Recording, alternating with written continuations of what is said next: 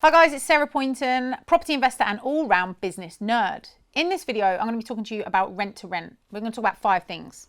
We're going to talk about what is rent to rent. I'm going to tell you how to appraise it. I'm going to tell you why a landlord would actually entertain a rent to rent deal with you. I'm going to tell you what the main objections are that you're going to come across as you're sourcing deals. And then for those of you that stay to the end, I'm going to give you a link of how you can download a free ebook to help you on your way.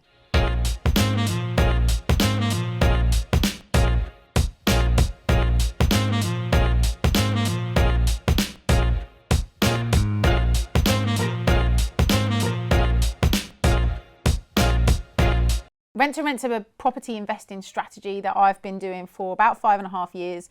It was the first strategy I ever heard of, and it's got a huge place in my heart because it completely changed my cash flow situation. So rent to rent, really simply put, is where you become the tenant on someone else's property and you get consent to sublet it out to other people who pay the rent. Now, a lot of people think that this might be illegal. They think that it could be a scam. There's all sorts of quite negative connotations that surround rent to rent as a business model.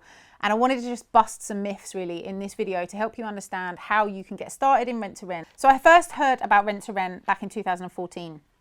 And at the time, I was watching a webinar online where the guy that was presenting was talking about how he was making £1,000 net profit a month from property that he didn't own, that he'd never purchased, and he'd never had to save up a deposit for it. I'll be honest, I thought, there's no way that this is real, because if it's real, why aren't more people doing it? I then spent a year doing absolutely nothing about that knowledge. And then in 2015, when I started my business, I decided that rent to rent was the strategy I was going to do because I'd learned more about it and realized that you actually don't need to have a lot of money to get started. You need to have a little bit, but not a lot. And it meant that I could learn how to become a landlord, how to invest in property, and how to really just run a property business without having to purchase assets because I didn't have the money to do that. First thing that I needed to do was identify how I could take rent to rent on in my own business, and I'd learned a lot more about it by that point. So I spent a lot of time looking at Gumtree, Purple Bricks, Rightmove, places like this where people were advertising their properties for rent. Typically, a landlord will only give you a property on a rent-to-rent basis if they're struggling to be a landlord in the first place. So being able to go to the place where they've got an empty house that they're advertising is the obvious starting point. So I did that. And the first rent-to-rent deal that I did was a flat. And the landlord was a first-time landlord and he was struggling to fill it. So the agent that he had put it on with had overpriced it for the location. We talked to him about what he really needed, and actually the solution he needed was a long-term tenant that would guarantee his rent long-term, because he was a first-time landlord. He was nervous about things like voids and stuff like that, and he also wanted a way that he could minimize the risk of maintenance costs and damage. So as a rent-to-rent operator, what I can offer to that landlord is a guaranteed rent. So we pay the rent every single month without fail, whether it's rented out or not.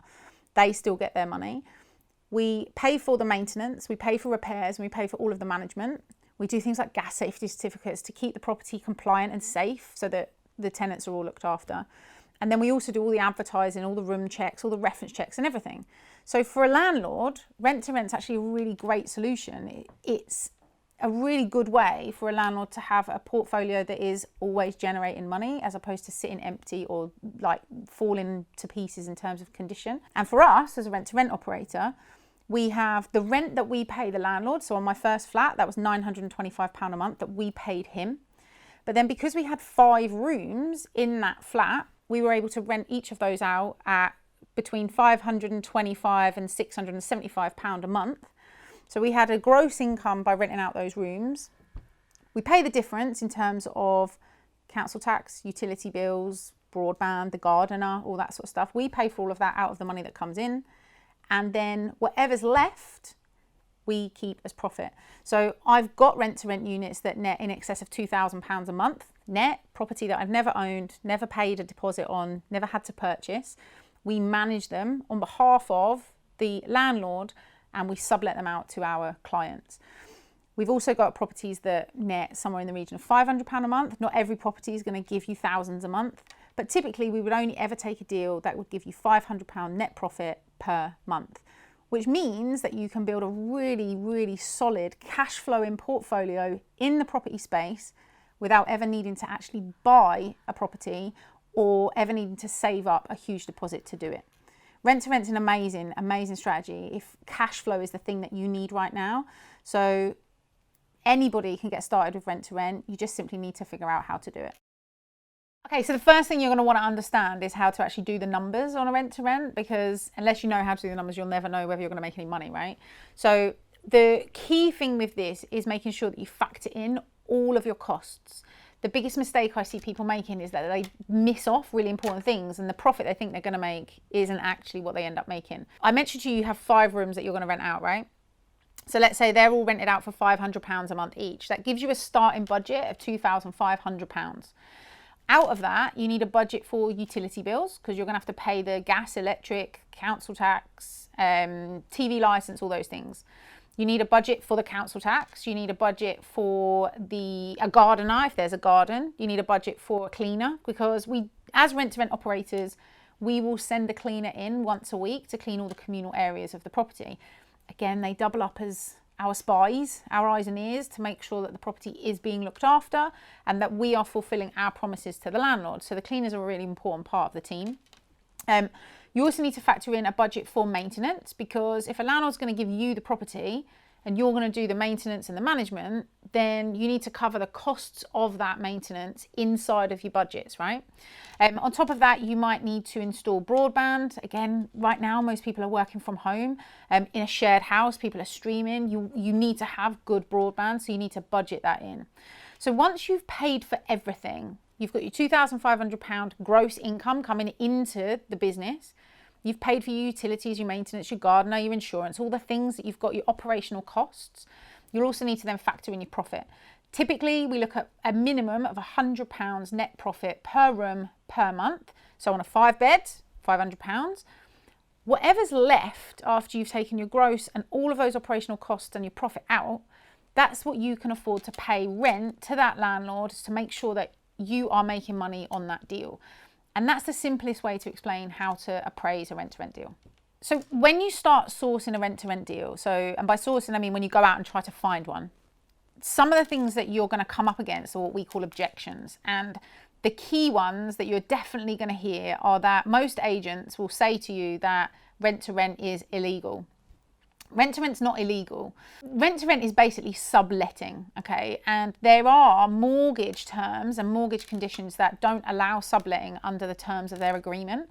But actually, subletting isn't a crime, it's a contractual issue. So with that in mind, what you can do is you can talk to the agent and the landlord and say, well, if we put it in the contract so that the contract allows subletting, it's no longer a problem. And actually, when you have that conversation and you're clear about why it needs to be in there, most of the time they're pretty flexible on it. So that's the first one. Most people will tell you that it's illegal. It definitely isn't illegal. It's not a crime.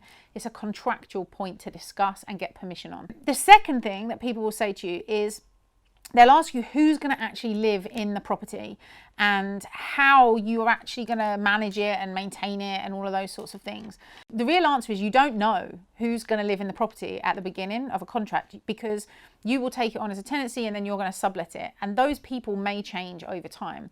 So the real key to this is making sure that they understand that you as the rent-to-rent operator are the people that are actually in charge of paying the rent, paying the bills, looking after the property. It's you that they need to be happy with. It's you they will reference. It's you, because you're the person liable for all the financials. It's you that they're going to do their checks and everything on. To be able to overcome this, basically, you need to come back to making sure that they trust you and they have faith that you are a good tenant. And you can do that in lots of different ways. I would say the number one way is to build good relationships with people. Be honest, never lie, never mislead. Answer their questions and talk them through why what you're doing is a great service for them. When you make any service about what's in it for them rather than about what's in it for you, you'll find that your clients will generally fall in line with what you need. They're the biggest objections. There's loads of others, but actually they are the 2 key ones that you're going to need to overcome as you start doing your rent-to-rent sourcing activity. If that's too much for you to remember, then click the link below and you can download our free ebook to help you on your way.